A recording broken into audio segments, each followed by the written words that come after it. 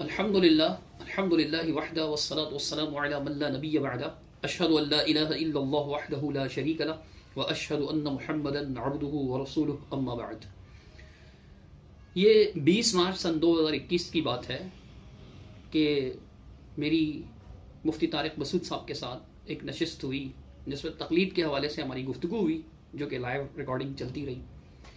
پھر اس کے فوراً بعد مفتی صاحب کا ریئیکشن سامنے آنا شروع ہوا اور مفتی صاحب کہتے رہے، اور اب بھی اس کے بعد 1 سال گزر چکا ہے اس بات کو تقریباً، لیکن اکثر و بیشتر مفتی صاحب اس پر جو ہے وہ تبصرے فرماتے نظر آتے ہیں، بلکہ بعض اوقات ایسا محسوس ہوتا ہے کہ مفتی صاحب یہ تاثر دے رہے ہیں کہ جناب وہ اس گفتگو کے دوران بہت زیادہ غالب رہے اور میں تو بس گھمانے پھرانے میں مصروف رہا۔ لیکن حیرت ہوتی ہے کہ مفتی صاحب اس طرف دھیان ہی نہیں دیتے کہ ان کے پیج کی طرف سے ہمارے اس ریکارڈنگ پر جو لائیو نشر ہوئی تھی اور لائیو چل رہی تھی، صرف چند دنوں کے اندر اندر کاپی رائٹ کلیم مارا گیا ان کے پیج کی طرف سے، اور پھر اس کے بعد جو ہے ہٹوا دی گئی ویڈیو، تمام بڑے بڑے پیجز سے ہٹوا دی گئی، جس میں لاکھوں ویوز ہو چکے تھے اس گفتگو کے۔ اگر مفتی صاحب ایسے ہی غالب تھے تو ہٹوایا کیوں؟ چلیے، اگر آپ نے ہٹوایا اور اب بھی آپ کا یہی خیال ہے کہ جی آپ تو بالکل اس گفتگو میں جو ہے وہ غالب تھے اور دلائل کی تو آپ نے کثرت کر دی تھی، ہم تو لاجواب تھے آپ کے سامنے، تو ہم سے لے لیجئے وہ ویڈیو، اپنے پیج پر پھر سے اپلوڈ کر دیجئے، دودھ کا دودھ پانی کا پانی۔ لیکن مفتی صاحب تبصرے کرتے رہتے ہیں۔ ابھی کچھ دنوں پہلے بعض دوستوں نے ان کا کلپ بھیجا کہ یار یہ دیکھیں کیا کہہ رہے ہیں، تو جب لنک کلک کیا تو پتہ چلا وسیلے کے موضوع پر حضرت سے سوال ہوا ہے، وسیلے کے موضوع پر حضرت گفتگو فرما رہے ہیں۔ گفتگو کے دوران میں جناب نے مجھے بھی یاد فرمایا اور کہہ رہے ہیں کہ جی میں نے صدیق رضا کو بلوایا تھا کہ وہ تقلید کی ڈیفینیشن کر دے۔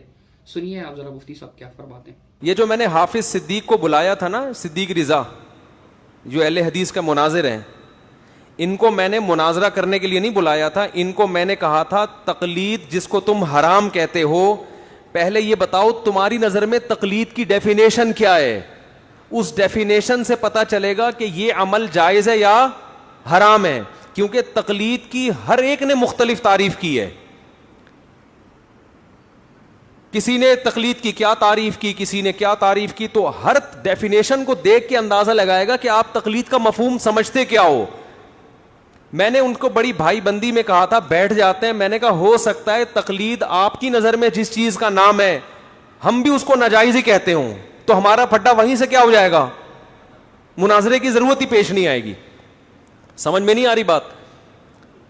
تو پہلے یہ طے کرنا پڑتا ہے کہ آپ جس کو تقلید کہہ رہے ہیں وہ ہے کیا۔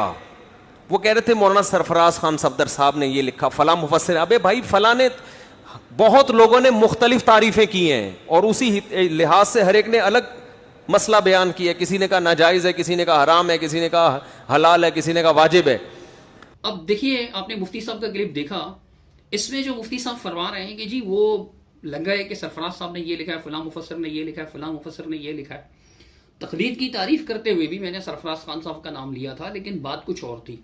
رہی مفسرین کی بات، تو مفسرین کی بات میں نے تقلید کی تعریف کرتے ہوئے پیش نہیں کی تھی، بلکہ جو قرآن مجید کی آیت کا جو حصہ میں نے تلاوت کیا تھا سورہ بنی اسرائیل کی آیت کا، کہ اللہ تعالیٰ فرماتا ہے وَلَا تَقْفُ مَا لَيْسَ لَكَ بِهِ عِلْمٌ، کہ تم اس چیز کی پیروی نہ کرو جس کا تمہیں علم نہ ہو۔ اس تفسیر میں جو ہے وہ میں نے مفسرین کرام کے حوالے دیے تھے، نہ کہ تقلید کی تعریف کرتے ہوئے۔ بات کو بدل کر پیش کرنا مناسب نہیں ہے۔ مجھے امید ہے کہ آئندہ میں مفتی صاحب اس بات کا خیال رکھا کریں گے کہ جو بات جیسے ہے ویسی پیش کی جائے۔ میں نے مفسرین کی آراء پیش کی تھی یا مفہوم پیش کیا تھا، اور مقصد تھا اس کا کہ آپ میرے مفہوم کو اگر غلط قرار دے دیتے ہیں کہ بھئی یہ تو غلط مفہوم کر رہا ہے، تو میں بتا رہا تھا کہ کئی مفسرین جن کو آپ بھی مفسر مانتے ہیں انہوں نے بھی یہ مفہوم بیان کیا ہے۔ اگر وہ کسی وجہ سے غلط ہے تو آپ دلیل سے ثابت کر دیں، لیکن یہ کہنا کہ جی میں نے یہ پوچھا تھا وہ یہ بتا رہے تھے، تو ایسا نہیں ہوا تھا۔ لیکن پھر مفتی صاحب دوبارہ سے آگے چل کر مجھ سے کیا مطالبہ کر رہے ہیں، ان کا یہ مطالبہ ذرا سنیے گا، پھر میں مزید کچھ عرض کرتا ہوں۔ تو پہلے آپ یہ بتاؤ کہ آپ کی نظر میں تقلید کی ڈیفینیشن ہے کیا، تو وہ جب تک متعین نہیں ہوگی ہم اس پر بحث آگے نہیں کریں گے۔ تو اسی وجہ سے میں نے محترم سے کہا تھا کہ آپ تقلید کی تعریف جو آپ جس کو تقلید کہتے ہیں وہ لکھ کے دو، پھر ہم اس پہ بحث کریں گے کہ یہ عمل، لفظ کو نہیں دیکھیں گے، لفظ کو نہیں دیکھیں گے، یہ دیکھیں گے کہ یہ والا عمل یہ اسلام میں جائز ہے یا ناجائز. اور آج بھی میں حافظ صدیق رضا کو کہہ رہا ہوں کہ آپ تقلید کی ڈیفینیشن جس کو آپ تقلید کہتے ہو لکھ کے دو پہلے, پھر اس سے ہٹنا نہیں ہے آپ نے. پھر یہ نہیں کہنا مولانا سرفراز خان نے یہ لکھا تو مولانا فلاں نے یہ لکھا تو فلاں مفسر نے یہ لکھا. جس نے جو لکھا ہے اس کے حساب سے تقلید کا حکم کیا ہو جائے گا؟ چینج ہو جائے گا. آپ بتاؤ آپ کی نظر میں تقلید کسے کہتے ہیں؟ آج حافظ صدیق رضا لکھ کے دے دے کہ میری نظر میں تقلید اسے کہتے ہیں, میں اس سے مناظرے کے لیے بولو تیار ہوں. اور اگر وہ لکھ کے نہیں دے گا اس کا مطلب مناظرے سے وہ بھاگ رہا ہے, میں نہیں بھاگ رہا. مجھے بڑی حیرت ہو رہی ہے کہ مفتی صاحب 1 سال گزرنے کے بعد, حالانکہ آپ دیکھ لیجئے ہماری اور مفتی صاحب کی جو گفتگو ہوئی تھی, اس گفتگو کے دوران مفتی صاحب نے مجھ سے تقلید کی تعریف پوچھا, تقلید کی تعریف معلوم کی. میں نے ان کو تقلید کی ڈیفینیشن بتائی. جب میں نے بتایا تو اس کے بعد مفتی صاحب نے میرے کلمات کو دہرایا. اس کا مطلب مفتی صاحب سمجھ چکے تھے کہ میں کیا کہنا چاہ رہا ہوں, بالکل میری بات سمجھ بھی گئے تھے, اسی لیے تو میری بات کو دہرایا نا. اگر سمجھے نہیں ہوتے تو میری بات کو کیسے دہراتے؟ مفتی صاحب نے میری بات کو دہرایا بھی, لیکن آگے اس پر بحث کرنے کے بجائے مفتی صاحب نے کیا کہا؟ مفتی صاحب نے یہ کہا کہ ایک اور سوال کر دیا. آپ دیکھ لیجئے وہ سارا منظر دیکھ لیجئے کہ اس دن کیا ہوا تھا جب مفتی صاحب نے یہ سوال پوچھا اور میں نے جواب دیا, تو سارا معاملہ کیا تھا دیکھ لیجئے گا. 1 سے 2 منٹ کا کلپ ہے, دیکھ لیں آپ. کہ جیسے آپ نے کہا کہ کسی بھی امام کی تقلید پر کوئی قرآن و سنت سے دلیل نہیں ہے, اس لیے ہم اس کو جائز نہیں سمجھتے.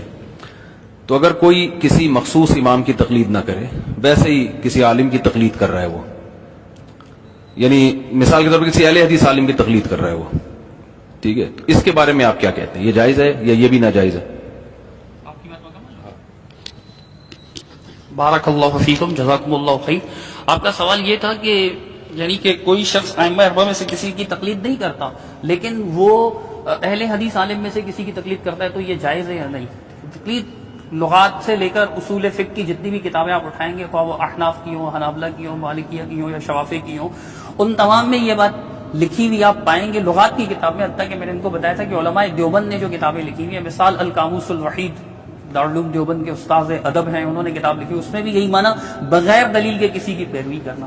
تو ہمارے نزدیک قرآن مجید میں اس کا حکم یہ سورہ بنی اسرائیل کی آیت ہے, آپ حافظ ہیں, آپ کو بخوبی یاد ہوگی. اللہ سبحانہ تعالیٰ قرآن مجید فرقان حمید میں ارشاد فرماتا ہے, وَلَا تَقْفُ مَا لَيْسَ لَكَ بِهِ عِلْمٌ, جس چیز کا تمہیں علم نہ اس کی پیروی نہ کرو. اس کی تفسیر میں امام غزالی رحمۃ اللہ علیہ اور حتیٰ کہ مولانا اشرف علی تھانوی صاحب اور مولانا شبیر احمد عثمانی صاحب, جنہیں آپ شیخ الاسلام بھی کہتے ہیں, اور اشرف علی تھانوی صاحب کو حکیم الامت, وہ بھی اس کی یہی تکفیر کرتے ہیں کہ جس چیز کا تمہیں علم نہ اس کی پیروی نہ کرو. تقلید نام ہی اس چیز کا ہے جس کی دلیل معلوم نہ ہو, بے دلیل پیروی کرنا. جب دلیل ہی معلوم نہیں ہوگی تو مطلب علم نہیں ہے اس بات کا, تو اس کی پیروی قرآن سے منع ہے. وہ کسی اہل حدیث عالم کی جائے یا ائمہ اربعہ کی جائے, وہ ممنوع ہے قرآن کی اس آیت سے.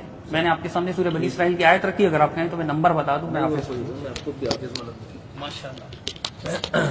اچھا, آپ نے یعنی ایک بات مکمل کی ہے کہ تقلید چاہے کسی عالم کی بھی کی جائے, چاہے وہ اہل حدیث ہی کیوں نہ ہو, وہ جائز نہیں ہے.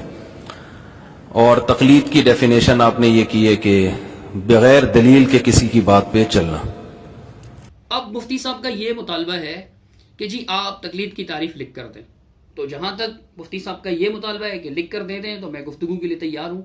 تو میں مفتی صاحب سے عرض کروں گا کہ مفتی صاحب, میں تو آپ کو پہلے ہی 1 سال پہلے ہی بتا چکا ہوں کہ تقلید کی تعریف کیا ہے, لیکن پھر بھی اگر آپ لکھنے پر اصرار کرتے ہیں تو چلیے میں آپ کو لکھا ہوا بھی دکھا دیتا ہوں. پھر میں دیکھتا ہوں کہ آپ بات کرنے کے لیے واقعی تیار ہیں یا ویسے آپ نے یہ بات ارشاد فرما دی.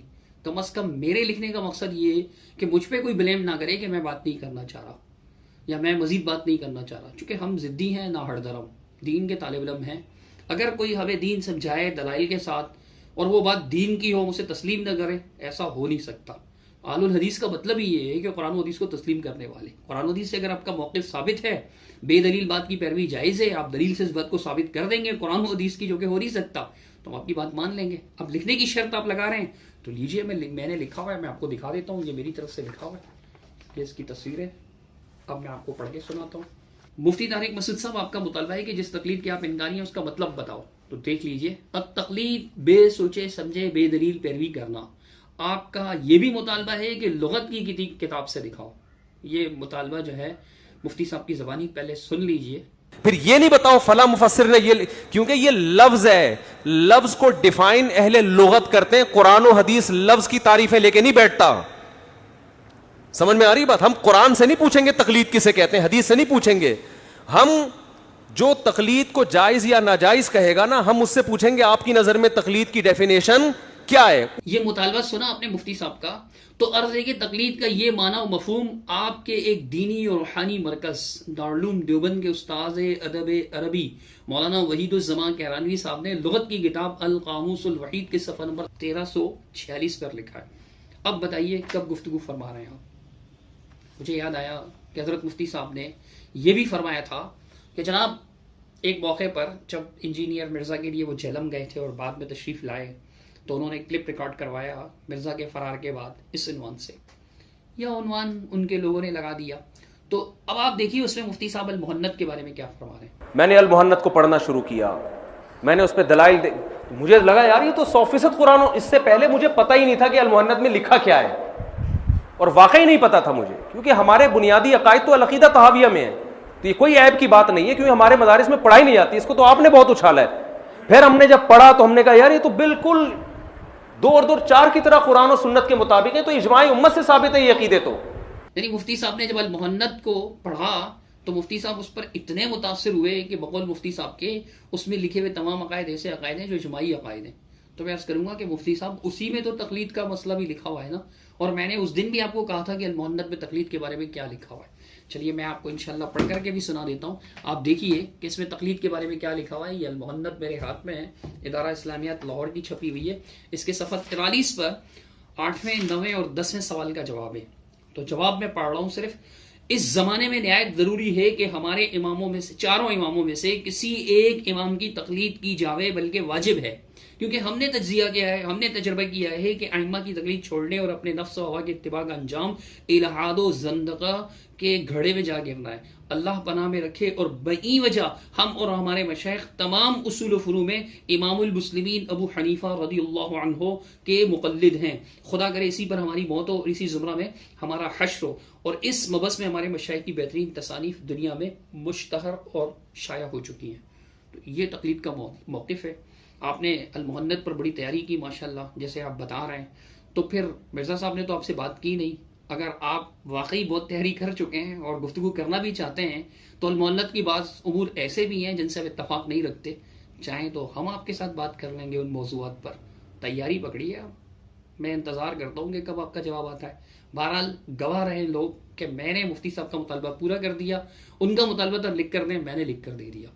اب وہ جو کہہ رہے ہیں کہ دیکھیں پھر پتہ چلتا ہے کون بھاگتا ہے, تو نہ میں نے بھاگنے بھگانے کی باتیں پہلے کی تھی, اور نہ آئندہ انشاءاللہ آپ میری زبان سے سنیں گے, چونکہ یہ کوئی مقابلہ تو ہو نہیں رہا ریسلنگ کا کہ جس میں ایک دوسرے سے بھاگا جائے. علمی گفتگو ہے, علمی نشست ہے. اگر آپ چاہیں گے تو ہم آپ کا شوق پورا فرمائیں گے, آپ کی خدمت کو اپنی سعادت سمجھیں گے. اگر آپ ہمیں سمجھانا چاہیں گے تو اس کو بھی ہم اپنا شرف جانیں گے کہ یار مفتی صاحب بڑی ہمدردی رکھتے ہیں, مجھے سیدھا راستہ دکھانا چاہتے ہیں, میری غلطی کی اصلاح کرنا چاہتے ہیں. تو انشاءاللہ ہمارے رویہ بدلے ہوئے نہیں پائیں گے. اللہ تعالیٰ مجھے اور آپ کو, مفتی صاحب, ہم سب کو قرآن و سنت کے پیروی کی توفیق عطا فرمائے. اقول قولی ھذا استغفر اللہ.